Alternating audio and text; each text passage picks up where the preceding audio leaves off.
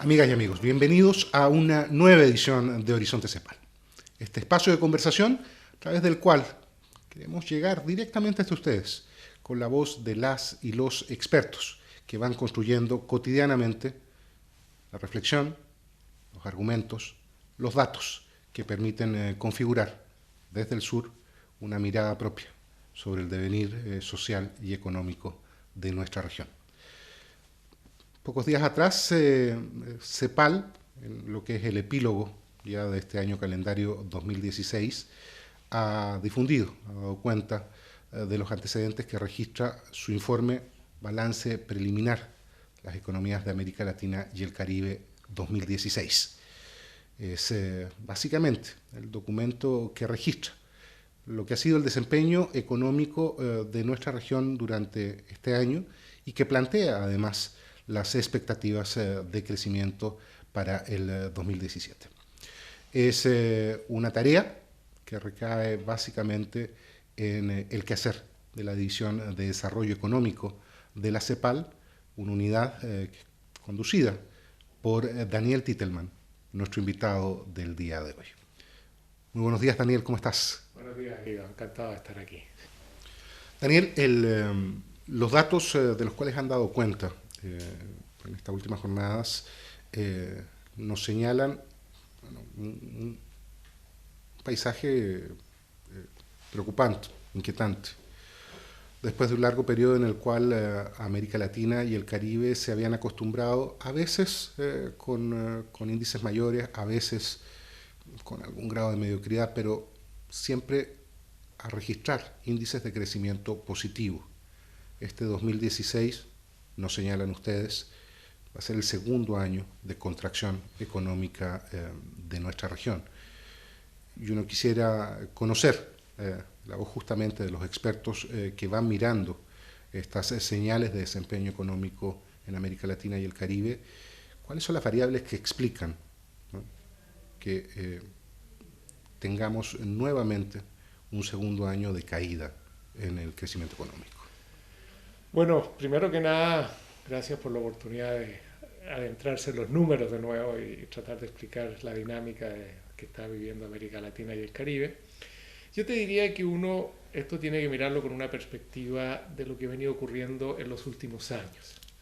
América Latina se recuperó muy rápido de la crisis subprime, la famosa crisis financiera global el año 2009, que ahí tuvo una contracción, que fue el último año, donde América Latina mostró una contracción en el promedio de su crecimiento, y tuvo una recuperación también muy atípica para la región porque se recuperó muy rápido. Y el primer trimestre del 2010 ya estaba creciendo a tasas del 6% promedio, cosa que no es típico en la región, donde las recuperaciones siempre han sido lentas. Y a partir de esa recuperación muy rápido, que está vinculada a lo que se conoce como el superciclo de las materias primas, está vinculada a que la región rápidamente retomó el acceso a los mercados financieros, que se trancaron por unos 3 trimestres durante el 2009 y luego vino un repunte importante en el acceso a los mercados financieros, pero a partir de esa fuerte recuperación que la región tuvo durante el 2010, a partir del 2011 uno ya empieza a ver signos de desaceleración. Y la región venía desacelerando su ritmo de crecimiento desde el 2011, que se agudiza y ya tenemos cifras negativas del 2015 y el 2016. ¿Por qué te doy esta perspectiva? Porque es importante entender que hay factores externos y por supuesto también internos que muestran también la idiosincrasia de las distintas dinámicas que uno observa a nivel de países y subregiones, pero hay un factor externo que ha sido importante en esta dinámica. Entonces la región desde el 2011 ya viene en un periodo de desaceleración y el 2015 y efectivamente el 2016 ya tenemos 2 años consecutivos de contracción promedio para la región. En este caso el 2016 de menos 1,1 hemos estimado para este año. ¿Qué ha ocurrido? Digamos, factores externos. Viene el fin de lo que se llamó el superciclo del precio de las materias primas, que afectó muy positivamente a América del Sur y más negativamente a Centroamérica, junto con un aumento de las entradas, en el caso de Centroamérica, de remesas, que permitió compensar, digamos, el aumento de los precios del petróleo, fundamentalmente, que ellos importaban durante el auge del superciclo. Y eso generó una región que venía creciendo y después cuando empezó a desacelerarse a dos velocidades. Okay. O sea, tú veías que cuando teníamos los precios, los commodities muy altos, América del Sur crecía mucho más que Centroamérica. Y cuando viene el periodo de desaceleración de este shock externo a la región, América del Sur empieza a desacelerarse mucho más rápido que Centroamérica. Y eso es un poco lo que está detrás de la dinámica de las dos velocidades que observamos en la región. Que te está diciendo que fundamentalmente el choque negativo que está viviendo la región es un choque de términos de intercambio, un choque real, y por suerte las variables financieras se han mantenido con volatilidades, pero la región ha mantenido el acceso a financiamiento, y eso es muy importante. Entonces, ¿qué ha ocurrido? Venía desacelerándose muy fuerte las condiciones externas que afectan particularmente a los países exportadores de materias primas, hidrocarburos, minerales, alimentos. Más fuerte afectó a los países exportadores de hidrocarburos, petróleo fundamentalmente, los de minerales después, y alimentos se ha defendido un poco más la dinámica de los precios. Eso que llevó que una América del Sur que venía creciendo fuerte empezó a contraerse muy fuerte. Y en particularmente algunos países se contrayeron más que otros, que explican esta tasa negativa que estamos observando en el 2016. ¿Cuál es el círculo que se da? Viene una caída en los términos de intercambio, recibes menos ingresos de parte de tus exportaciones, que en el caso de muchos países la canasta exportadora está muy basada en estos productos de materias primas, particularmente el caso chileno el cobre, o Ecuador el petróleo, o Colombia, Perú. Brasil tiene una mezcla más compleja de su estructura exportadora. Y eso generó, de acuerdo también a temas idiosincráticos, de desequilibrios propios de los países en el momento en que se encontraban los países, una menor ingresos fiscales, porque los productos de materias primas se traducen en los países que exportan en ingresos fiscales, que fue acompañado con un ciclo que para nuestro juicio es un tema muy preocupante, un ciclo negativo de la dinámica de la inversión, que ya lleva 8 trimestres seguidos, que empezó hacia el 2012, esa desaceleración de la inversión, y el menor ingreso disponible también empezó a afectar el consumo. Entonces, a la menor capacidad de exportar en términos de precios y valor que han tenido las economías por la caída del precio de las materias primas y por otros factores del mundo creciendo poco, se ha sumado una contracción de la demanda interna.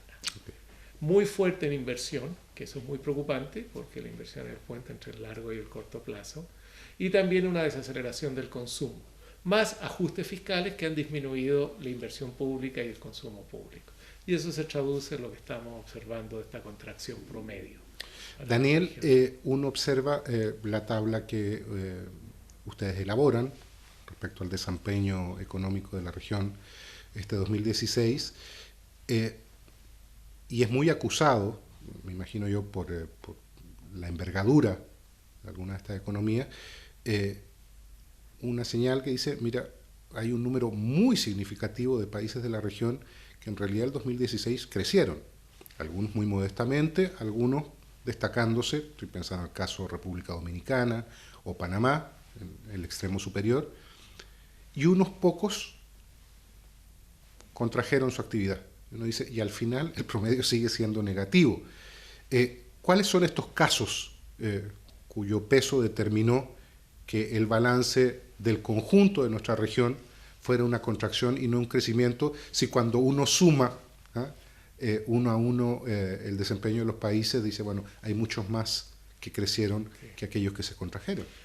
Bueno, el punto que tú haces es esencial por, a mi juicio, dos motivos. Uno, esta gran diversidad de situaciones que uno observa en la región, y de hecho observa una mayoría de países creciendo versus unos 4 países durante el 2016 contrayendo. Te dice primero que hay que ser cuidadoso cuando uno analiza la región, que hay que ser cuidadoso cuando uno hace propuestas de políticas macroeconómicas como para el conjunto de la región, porque las situaciones macroeconómicas y las situaciones de crecimiento de los países y la capacidad de resiliencia que tienen los países, por tanto, a los choques externos que estamos viviendo es muy diferente. Entonces, el primer, yo te diría, gran mensaje que surge de esta diversidad entre subregiones, pero también entre países dentro de las subregiones, muy importante, es que ojo con estas recetas de una receta común a una diversidad y una heterogeneidad de situaciones importante. Ese es un primer mensaje. El punto que tú decías es muy cierto, porque cuando uno calcula el promedio de la región, por temas de crecimiento, todo se hace lo que se llama un promedio ponderado, donde el país que es más grande pesa más que el país que es más chico. Por lo tanto, cuando desaceleran los países más grandes de la región, Brasil, Argentina, o contraen los países más grandes de la región, Brasil, Argentina, Venezuela, te tiran el promedio hacia abajo. Claro. Si tú miras, por ejemplo, la mediana de crecimiento para el 2016 es positiva y de 2%. ¿Ya? ¿Qué te está reflejando la mediana? La mediana es simplemente el punto medio del orden de todos los países. Te está diciendo que hay un crecimiento bajo, no el que la región necesita para superar sus problemas estructurales, pero positivo. El promedio ponderado, que es el que uno publica y sale porque recoge la importancia relativa de los países en términos de PIB, de población, etc., es negativo por la influencia de estos 3 países fundamentalmente que han contraído durante el 2015 y el 2016. Daniel, apuntabas al inicio de esta conversación, claro, a la hora de valorar el desempeño económico de la región hay que hacer distinciones subregionales, hay que hacer distinción además entre países de la propia subregión por su trayectoria, su historia, la naturaleza de sus políticas públicas, el carácter de los proyectos de desarrollo nacional que adoptan cada uno de ellos, pero también hay que reconocer el peso del contexto externo.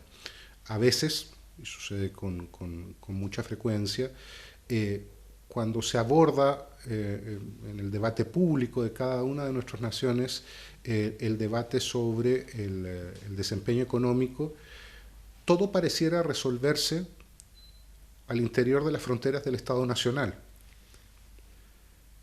Cuando apreciamos tendencias en una perspectiva más larga, tratamos de contemplar un paisaje más amplio, damos cuenta de repente de que hay variables exógenas, que el contexto externo a veces tiene un peso que es irrefutable, a veces determina de manera incontrastable las buenas o malas intenciones, las buenas o malas ejecuciones de la política nacional.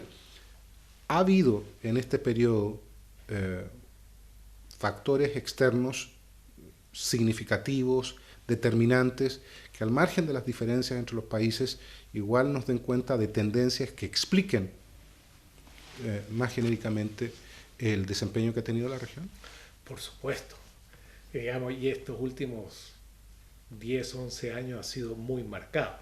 El punto que tú haces, antes de decirte cuáles a nuestro juicio son los factores más importantes, es efectivamente, o sea, uno tiene que entender que América Latina y los países de América Latina, porque al final cuando uno habla de América Latina está hablando de países, hicieron una apuesta que ya lleva más de 20 años de apostar en el proceso de globalización mundial, insertarse en la globalización, en el mundo financiero y en el mundo comercial, fundamentalmente. Bueno, eso es una apuesta que dice que cuando uno se inserta en un campo más grande, lo que pasa en el campo más grande te va a afectar. Y tú estás apostando a tratar de sacar los máximos beneficios de lo positivo del campo más grande para crecer más, pero cuando el campo más grande está más complejo, eso te va a afectar. Entonces, obviamente, países pequeños, porque América Latina, con algunas excepciones, somos todo lo que los economistas llamamos economías pequeñas abiertas. Y economías pequeñas abiertas, por definición, están muy sujetas a los vaivenes de la economía global. Lo que tú haces en la interna te dará un poco menos resiliencia, más capacidad de espacios de políticas para enfrentar lo que está ocurriendo en la economía global, pero por supuesto que está siempre afectado. Y la pregunta es cuál es tu capacidad de resiliencia o de cómo el espacio de política para moverte cuando te vienen estos choques externos.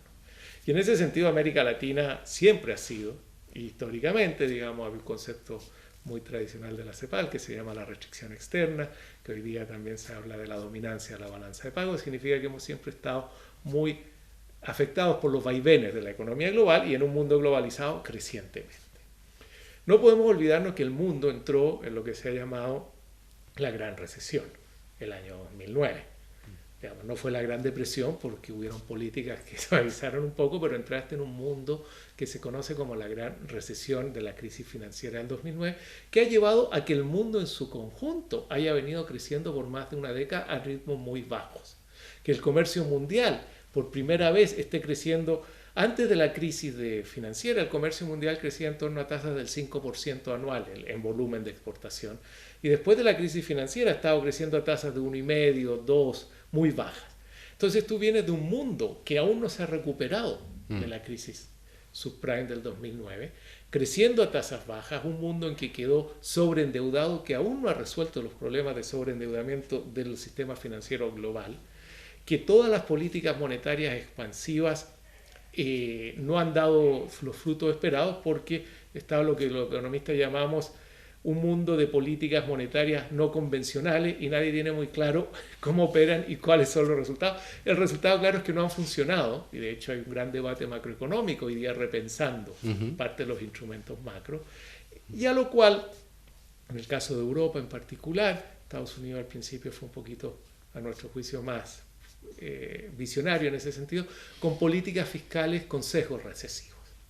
Entonces tú tienes un mundo creciendo poco, un comercio creciendo poco, una volatilidad financiera alta. Por supuesto, eso tiene que afectar a la región.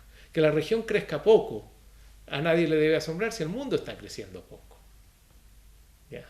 Lo importante a nuestro juicio es que la región en este ciclo ha demostrado mucho más capacidad, por excepción de algunos países, de responder a los vaivenes de la economía mundial y mantener un ritmo de crecimiento. Hay una variable, Daniel, que, hagamos nuevamente las distinciones. El desempeño económico de nuestra región hay que desagregarlo en múltiples universos. Uno que es funcional, aunque no homogéneo. Dice, mira, Sudamérica ha hecho de la explotación de sus commodities, la venta y el comercio de ellos, uno de los puntales de su quehacer. Y en el curso de la última década, azarosamente, en alguno, emergió un nuevo actor global de peso muy significativo en la región y particularmente en Sudamérica. La creciente presencia china explicó en su momento unas tasas de crecimiento que se veían mejor aspectadas, y el tema de la paulatina desaceleración de la economía china, aparentemente como factor externo, también genera alguna inquietud. Necesito que nos expliques un poco más, Daniel, porque claro, uno ve el desempeño de la economía china y lo ve creciendo al 6,5. Uno desde esta región mira esas tasas con sana envidia. Es un país de más de 1.300 millones de personas, así que crecer al 6,5, bueno, parece un logro bien significativo. Y sin embargo, la conversación sobre China, su presencia en América Latina, su presencia particularmente en países exportadores de commodities como los que constituyen América del Sur, tiene una suerte de sesgo pesimista, ¿no? Se habla más de las debilidades, las dificultades que nos plantea el hecho de que hayan bajado en algunas décimas sus tasas de crecimiento de los años previos, y cuesta entender efectivamente por qué no sigue siendo un motor importante y por qué no debería ser más bien una perspectiva optimista la del vínculo de nuestra región con China si siguen manteniendo estas tasas de crecimiento. Bueno, ahí de nuevo un poco de la historia de los últimos 3, 4, 5 años ayuda a explicar algunos temas. Cuando viene la crisis mundial subprime, la gran recesión, la gran desaceleración del producto, el mundo desarrollado, los países desarrollados, porque esta fue una crisis de países desarrollados, se pasmó. Y China fue donde nosotros pudimos seguir vendiendo cuando se nos había caído la demanda europea, la demanda en Estados Unidos, y China pasó a compensar, sobre todo para los países de América del Sur que exportaban commodities, la desaceleración del comercio con la otra parte del mundo. En una época en que China crecía al 10%. ¿Ya? Entonces era un crecimiento bastante más vigoroso, y no solamente en términos de tasas de crecimiento, sino la estrategia de crecimiento. China tenía una estrategia de crecimiento cuando estaba creciendo a tasas del 10, del 11, de apostar por la inversión. Entonces, el motor del crecimiento chino era la dinámica de las tasas de inversión, que llegaron a unas tasas de inversión altísimas, casi 40, 50 puntos del PIB, que tampoco son sostenibles en el tiempo. Y esa inversión y esa apuesta a la inversión era muy favorable particularmente a los países exportadores de materias primas de la región, América del Sur, porque demandaban cobre, petróleo, hierro, todos nuestros productos, a tasa y a demandas muy altas, y eso compensó la desaceleración del mundo desarrollado. China empieza a desacelerarse porque empieza a cambiar parte de su estrategia de crecimiento, pasando de un énfasis en la inversión a un énfasis del consumo doméstico, ¿ya? Donde lo que debiera ser el motor de la demanda interna china es más bien el consumo. Gracias a los años de crecimiento han recuperado, han creado una clase media y mayor poder de consumo dentro de China, entonces están apostando al consumo. Eso ha hecho que China vaya haciendo lo que los economistas llamamos un aterrizaje suave en sus tasas de crecimiento, que siguen siendo con sana envidia, y un país de ese tamaño creciendo a esa velocidad es positivo para el mundo y para América Latina. ¿Cuál es el desafío de la región? Adaptarse a esas nuevas tasas de crecimiento y al nuevo patrón de crecimiento de China y tratar de empezar a venderle cosas nuevas, ¿verdad? Que tiene que ver también con este gran desafío de la región de cómo modernizar su estructura productiva, mejorarla, mayor tecnología, mayores manufacturas, incorporar más valor agregado. Entonces nuestro gran desafío, yo te diría que gocemos de las tasas del 6, no son las del 10, sí son del 6, que no dejan de ser en este mundo que nosotros estamos esperando que la economía mundial este año crezca 1,5, para el próximo 2,7 y China en 6,5, digamos. Hay también una diferencia importante. Pero el gran desafío es cómo nos vamos a adaptar y cambiar la estructura de nuestras exportaciones a China para poder que China siga siendo un foco de dinamismo para la región. Daniel, ya lanzas una mirada sobre lo que va a ser el desempeño económico del mundo para el 2017. No nos cuentas cuál va a ser el desempeño de la región para el 2017, porque decíamos al principio de esta conversación, claro, marcamos este 2016 un segundo año consecutivo de contracción económica en el promedio ponderado regional, pero aparece alguna lucecita hacia el 2017, entiendo que así lo han estimado, ¿no? Efectivamente. Mira, las estimaciones del 2017 reflejan varios factores, antes de darte el número de Por un lado, reflejan el menor crecimiento del 2016, o sea, el segundo semestre del 2016 fue más lento de lo que todo el mundo esperábamos hacia inicios del 2016. Entonces, y eso hace que cuando nosotros ajustamos nuestras proyecciones, en el octubre salíamos con una contracción esperada del 0,9 y ahora estamos con una contracción estimada, proyectada del 1,1. Entonces, lo que uno está observando es que la región, aún los países que crecen, se han venido desacelerando. Los que se contraen se contrayeron más de lo esperado, y los que están creciendo crecieron un poco menos de lo esperado durante el 2016. Y ese comportamiento, por supuesto, afecta parte de las estimaciones del 2017. Lo más importante, yo te diría, para las estimaciones del 2017 es que los países grandes que se estaban contrayendo el 2016 van a crecer poco, pero van a tener tasas positivas en el 2017. Y eso te explica ese punto de inflexión que la CEPAL está proyectando para el 2017 y que esperamos una tasa de crecimiento positiva baja de 1,1%. Daniel, en este contexto de articular perspectivas, que es el producto además de la aplicación muy sistemática de modelos que tienen rigor académico, matemático, que se alimenta de cifras, que construye parte de la caja de herramientas de los economistas desde la perspectiva de la técnica.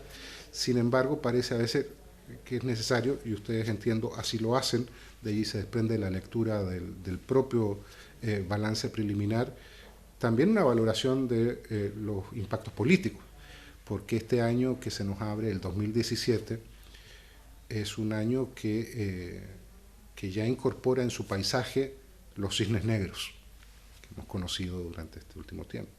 El Brexit, resultado de la elección presidencial en los Estados Unidos.